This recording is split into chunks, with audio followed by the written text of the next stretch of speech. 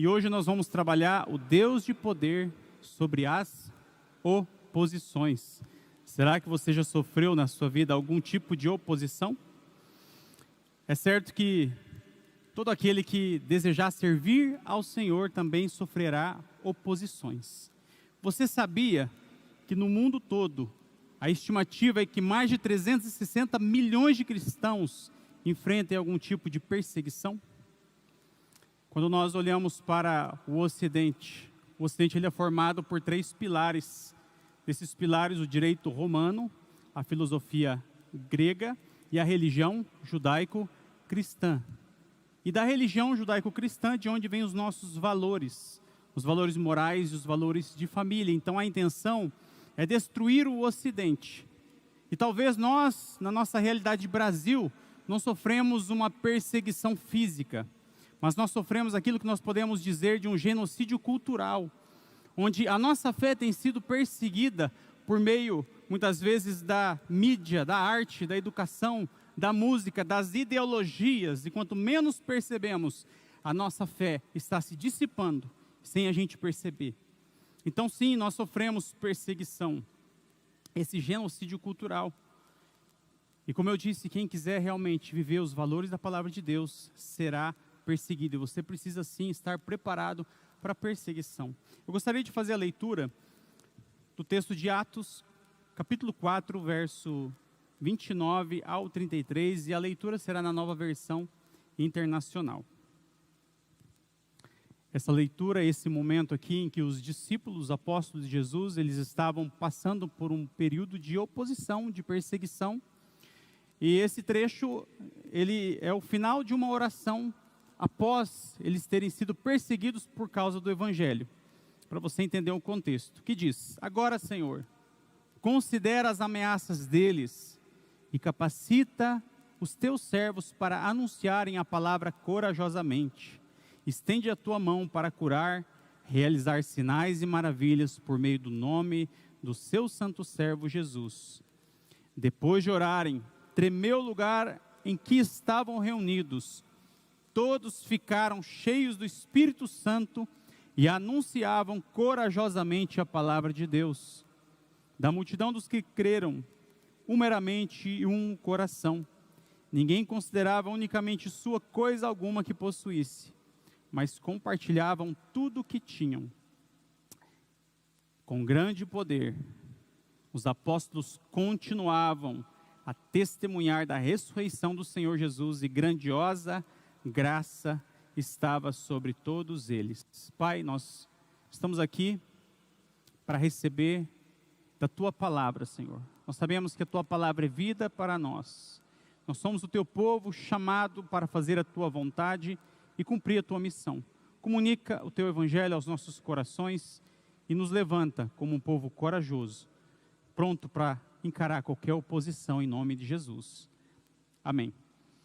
Contexto desse texto, logo após a ressurreição de Jesus, entre a ressurreição e a ascensão de Jesus, aquele período em que Jesus esteve com os seus discípulos. E é bem interessante que Jesus é aquele que sempre está dizendo para os discípulos irem anunciar o Evangelho, serem pescadores de homens. Nesse momento ele diz: não vão, fique em Jerusalém, até que do alto sejais revestidos de poder. Eles esperaram. Eles tinham razões para ir? Tinham. Haviam evidenciado a vida, os milagres, os ensinos, as perseguições a Jesus, a sua morte e ressurreição. Tinham muitas razões para ir. Poderiam ir, talvez até conseguir conquistar alguns seguidores, mas lhes faltava o principal: o poder. O poder para testemunhar. E depois, Atos 1:8, Jesus dá a promessa: recebereis poder, dunamis, poder dínamos, dinamite, poder dinâmico, ao descer sobre vós o Espírito Santo, e serão minhas testemunhas em Jerusalém, Judeia, Samaria e nos confins da terra. É importante que você saiba que o Espírito Santo não é um poder. O Espírito Santo é uma pessoa que tem poder. E você recebe na sua vida o Espírito Santo, então ele te fornece o poder. Para alguns o Espírito Santo é um poder, para outros uma influência, mas entenda que ele é uma pessoa. Nós precisamos da pessoa e nós nos relacionamos com a pessoa. Quando eu entendo o Espírito Santo como um poder, eu peço, Deus, me dê o Espírito Santo, o seu poder, para que eu possa usá-lo. Quando eu entendo o Espírito Santo como pessoa, Espírito Santo, eu me rendo a Ti, eu me entrego a Ti, usa-me, é diferente. E essa perspectiva que nós devemos viver. E essa promessa se cumpre. Recebereis poder ao descer sobre vós o Espírito Santo. Atos 2. O Espírito Santo é derramado sobre os discípulos. Sobre todos os discípulos. Sobre cada um deles viam como línguas de fogo descendo e pousando sobre cada um. Interessante que não eram olhos de fogo, nem ouvidos de fogo. Eram línguas de fogo. Com a língua você fala, você comunica. Línguas de fogo, ouviram um som de um vento muito forte, e todos foram cheios do Espírito Santo e começaram a declarar as maravilhas de Deus, e começaram a ver aquele povo pensando, eles estão embriagados.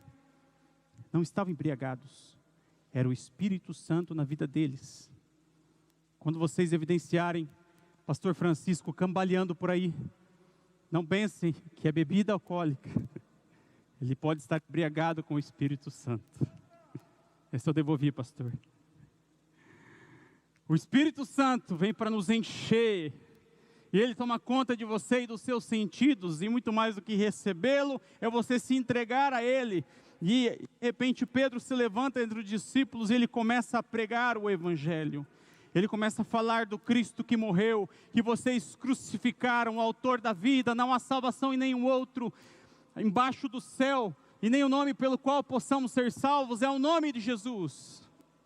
E aí 3.000 se converte, depois ele continua pregando, mais 5.000 se converteram, e de repente Pedro está com João, eles estão indo para o templo orar, a porta formosa, está ali um paralítico de nascença, há mais de 40 anos, eu imagino Pedro e João olhando um para o outro, e agora? Vamos cumprir aquilo que Jesus disse? Jesus disse que aquele que crê em mim, fará as obras que eu faço, e obras maiores fará, porque eu estou indo para o Pai. Jesus disse, e ele repete, tudo o que disser e que pedir em meu nome eu farei. E depois Jesus diz de novo, tudo que pedir em meu nome eu farei. Interessante que é a primeira vez que Jesus fala a respeito de usarem o seu nome. E Pedro e João então entenderam essa verdade, o nome de Jesus tem poder, tem autoridade. E eles estão ali, aquele homem aleijado, paralítico, e Pedro olha para João, e agora, vamos agir com ousadia, com coragem. Você tem certeza? Vai enfrentar a oposição? Não, nós vamos. Olha para nós. Eu não tenho prata, não tenho ouro. Mas o que eu tenho, eu te dou. O que eles tinham? O nome de Jesus.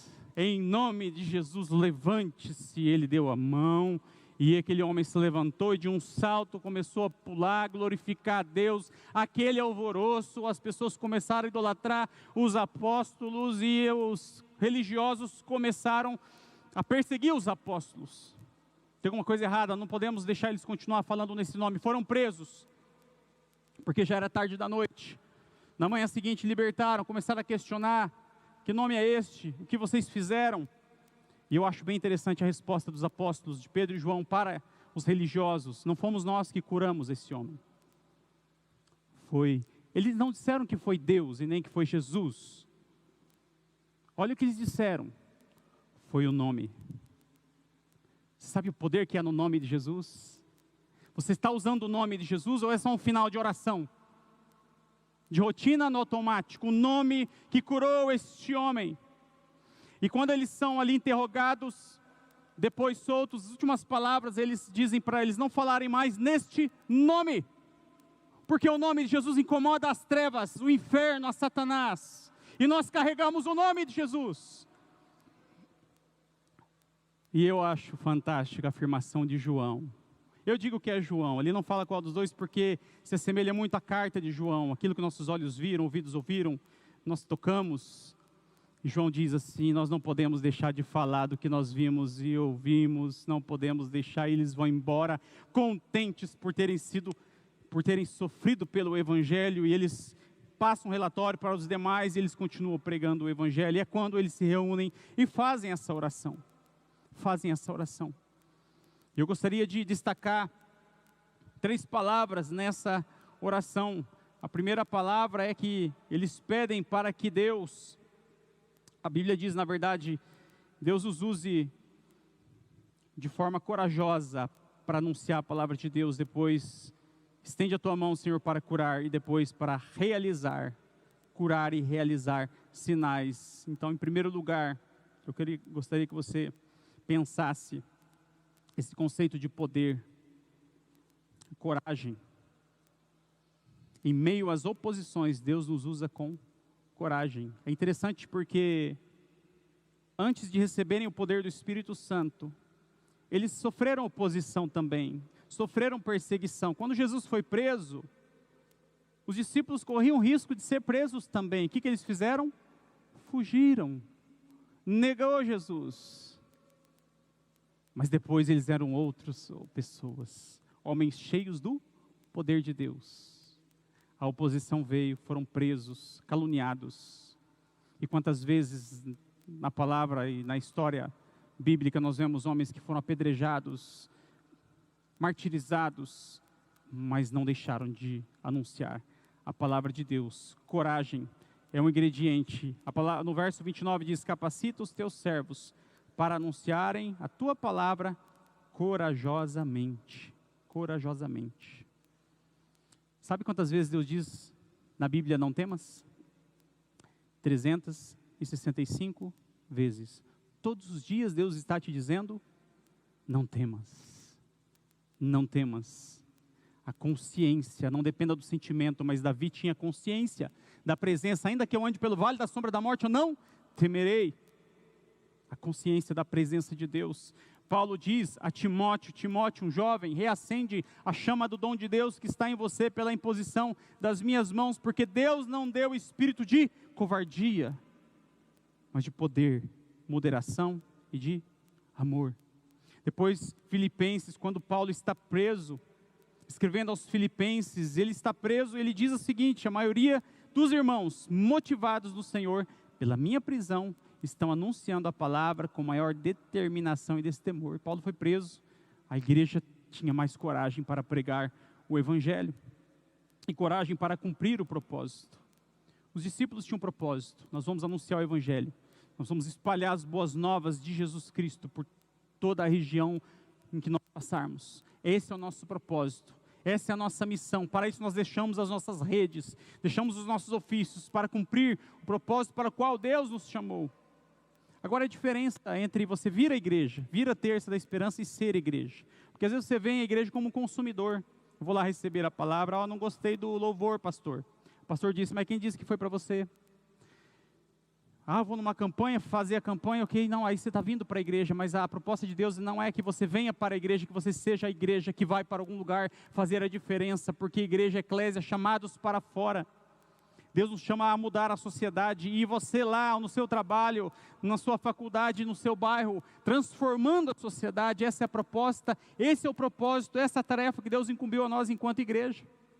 É muito mais que uma placa, que um ato religioso, é ser igreja para mover e impactar a sociedade. Há muita gente sem propósito, até os elementos da natureza têm o seu propósito, mas tem gente vagando por aí, sem propósito algum. Essa geração acredita que está aqui para se divertir, para ter prazer, não tem dever, só direitos, somente direitos. A geração do direito de ser feliz, direito disso e daquilo. Mas todos nós temos que entender o nosso propósito. As pessoas às vezes nem querem sair da cama. Você vê adolescentes que não saem das telas da cama, porque não entenderam o seu propósito. Essa é a próxima geração. Quando nós pensamos em propósito tem a ver com a sua razão de existir. Por que eu existo? Você tem uma declaração de propósito próprio, particular? Qual a sua declaração? Quando nós olhamos para algumas empresas, Apple tem uma declaração de propósito. Qual é a declaração de propósito da Apple, por exemplo? Mudar o mundo e a forma como as pessoas comunicam. A Apple existe para isso. A Disney, fazer as pessoas felizes. Essa é a nossa missão. Vamos viver em função disso. Havaianas, levar a alegria de viver do brasileiro. É um propósito, é uma missão. E qual que é a sua missão? Não sei. Estou aqui para casar, ter filho, trabalhar, aposentar e não vejo a hora. Depois viajar, mas se deixar para viajar depois de aposentar, talvez não vai ter muita energia, tá? Pode, tem muita coisa para fazer. Mas viaja antes também, tá bom? Uma vida sem propósito, ela corre para um propósito sem vida. E para descobrir o seu propósito, você tem que atrelar aquilo que você gosta de fazer com aquilo que você faz muito bem. E a junção disso, como eu posso beneficiar o mundo, aí você está encontrando o seu propósito. Como as vidas ao meu redor, como o mundo, como alguém pode de alguma forma ser beneficiada. Isaías 49, 2 e 3, eu queria que você absorvesse no seu coração esse versículo. Tenho para mim ele como uma declaração de propósito para a minha vida. Que diz assim: ele fez da minha boca uma espada afiada, na sombra da sua mão ele me escondeu. Ele me tornou uma flecha polida, escondeu-me na sua aljava. Ele me disse: você é meu servo Israel, em quem mostrarei o meu esplendor. Deus te chama de flecha polida. É tratada, temperada, para ser certeira no seu propósito.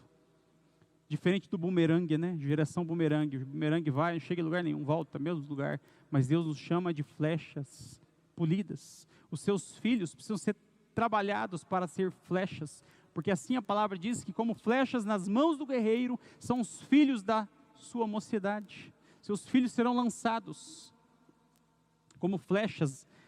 Essa declaração de Atos 13:36 diz: tendo, pois, Davi servido o propósito de Deus em sua geração, adormeceu. Foi sepultado com seus antepassados e o seu corpo se decompôs. Ele cumpriu o seu propósito, ele adormeceu. Há muita gente adormecendo em vida, sendo sepultado em vida. Muita gente não está cumprindo o seu propósito. A gente, nesse fim de semana, teve a tristeza de participar de um velório de um rapaz que participou muito aqui da nossa igreja, das nossas células, o Tyler. E é triste quando um jovem, ele é sepultado. Uma pessoa com tanta vontade de viver. Essa é uma característica do Tyler, a vontade de viver. Mas num acidente, e foi tirada. E às vezes você está vivo, sem vontade de viver. Sem vontade de conquistar, crescer, cumprir o seu propósito, sem propósito de vida. Quando nós observamos as crianças, aquela bagunça, os gritos, os choros, as brigas, a vontade de viver das crianças tem que nos ensinar. E nós, infelizmente, às vezes crescemos, mas é tanta coisa que entra no nosso coração e nos deixa tão apáticos, indiferentes, tão tristes, tão mornos. Vamos resgatar nosso propósito e nossa vontade de viver. E com coragem para enfrentar a oposição. Quando você tem um sonho, um projeto, pode acreditar que haverá oposição. Se você ficar quietinho, a oposição não vem. Mas se você quer conquistar coisas maiores, tenha predisposição para lidar com opositores. Porque sonhar gera desgaste. Imagina, se você quer sonhar, ter um corpo saudável, tem desgaste. Você quer sonhar em conquistar aquele bem, aquele imóvel, existe um desgaste.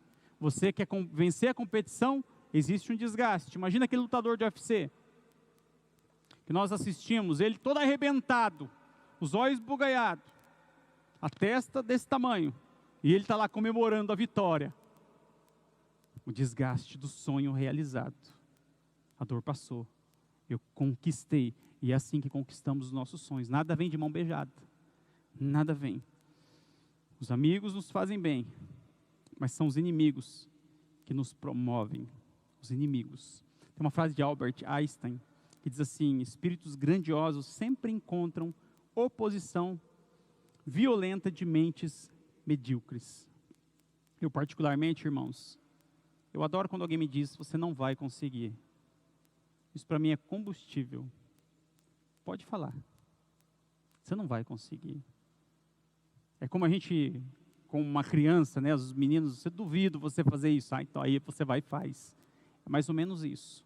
Então não deixe palavras negativas, porque aquele que diz que você não vai conseguir, ele está conquistando alguma coisa lá. É que ele não quer ficar atrás de você. Pense nisso.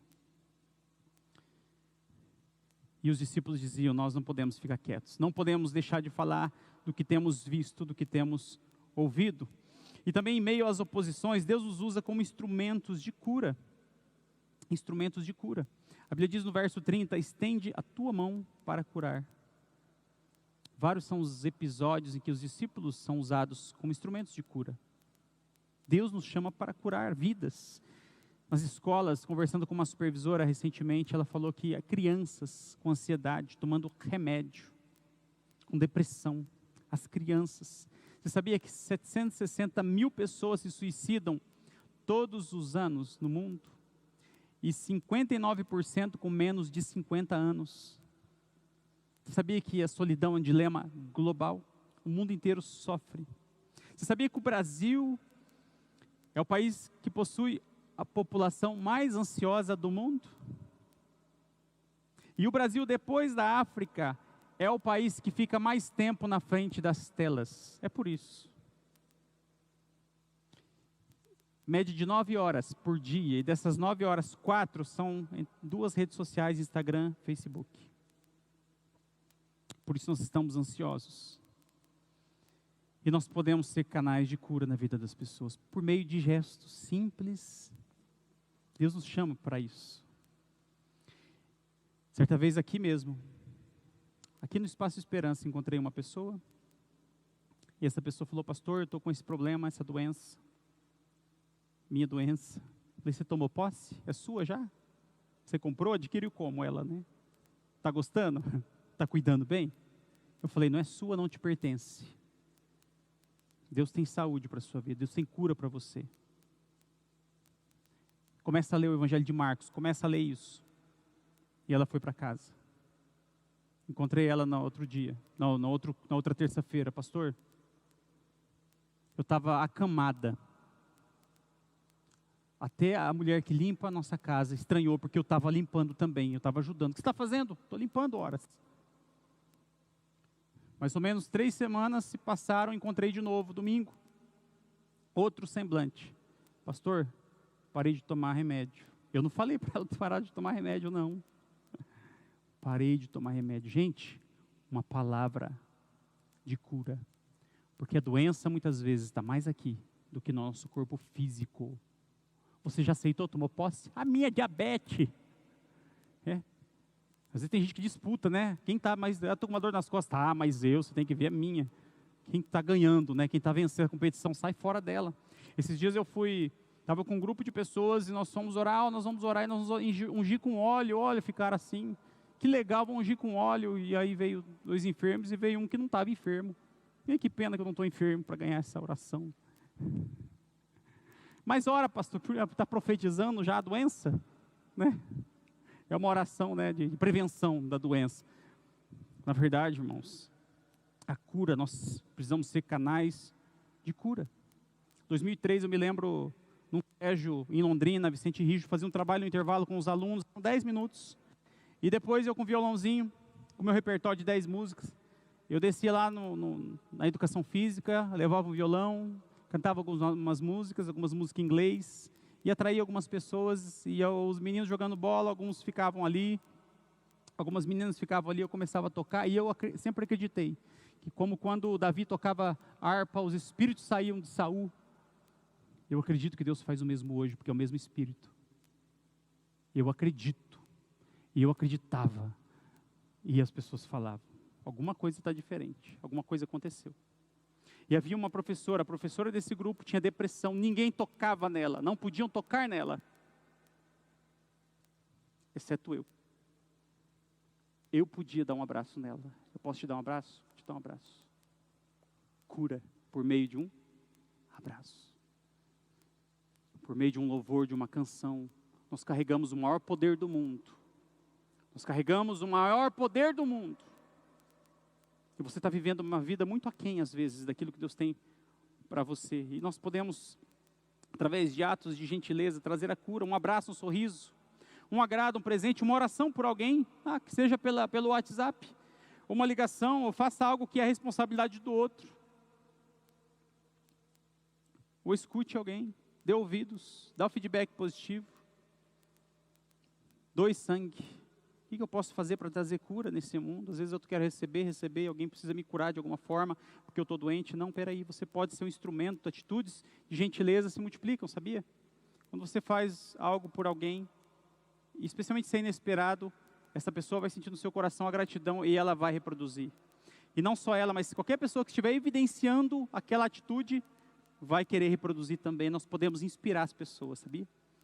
Atos simples que podem gerar grandes transformações.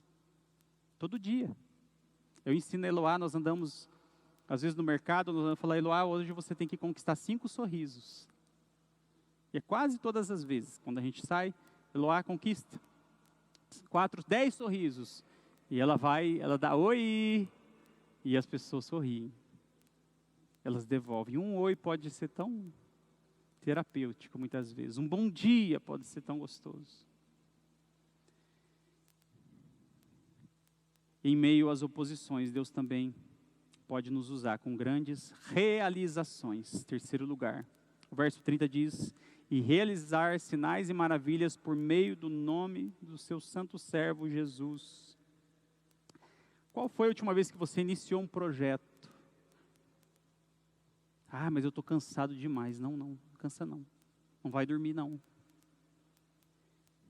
Há muita gente que está acostumado com a mediocridade, a fazer o que todos fazem, pensar como todos pensam.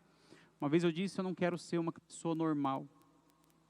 Eu estava numa situação com a Mariana e eu fiz algo, ela falou, você não é normal, isso não é normal, isso não é normal. Eu falei, mas quem disse que eu sou normal? Eu não sou normal. Eu não quero ser normal é chato.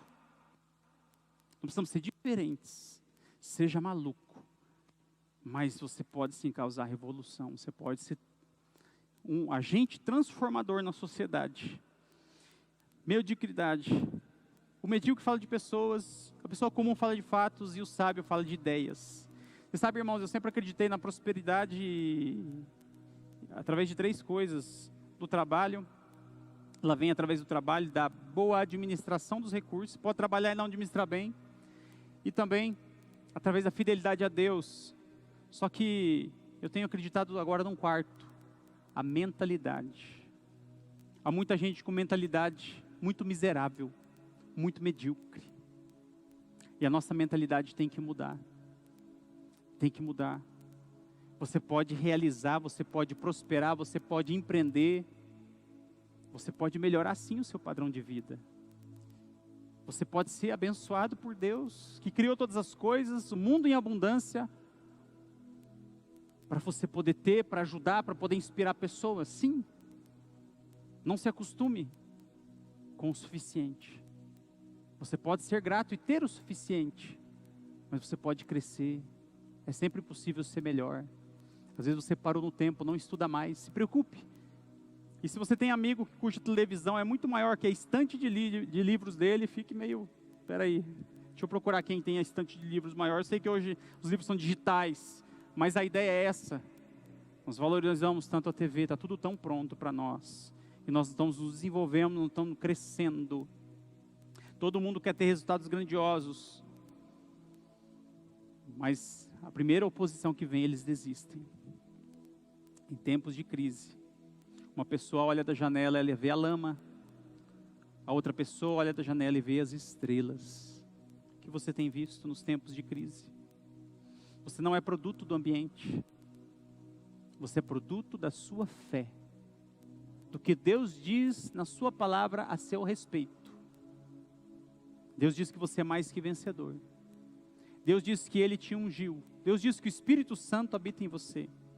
Deus diz que você tem a paz e que Ele derramou o amor dEle no seu coração.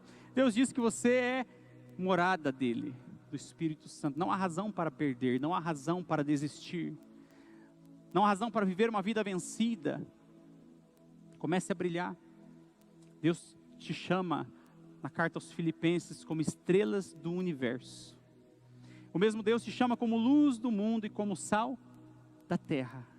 O sal, ele traz sabor por onde ele passa, mas sabe o que mais? Além dele preservar, conservar, quando você come uma carne muito salgada, naquele churrasco, o que acontece com você depois? Fica tomando água. Você é sal. Que a sua vida possa trazer sede por Deus nas pessoas. É para isso que nós estamos aqui, para fazer a diferença, para marcar a nossa geração. Eu quero concluir dizendo que eles só atiram pedras, as pessoas só atiram pedras em árvores frutíferas, seja frutífero. Atos 4:31, depois de orarem, tremeu o lugar em que estavam reunidos, todos ficaram cheios do Espírito Santo e anunciavam corajosamente a palavra de Deus. Há uma frase de John Wesley. John Wesley, a sua vida impactou uma nação inteira, a Inglaterra. Ele diz assim: dai-me 100 homens, 100 pessoas, que nada temam senão o pecado, e que nada desejem senão a Deus, e eu abalarei o mundo. E eu abalarei o mundo. Você pode abalar o lugar onde Deus te colocou. Você pode ser um canal para abalar o seu bairro, a sua família, a sua cidade.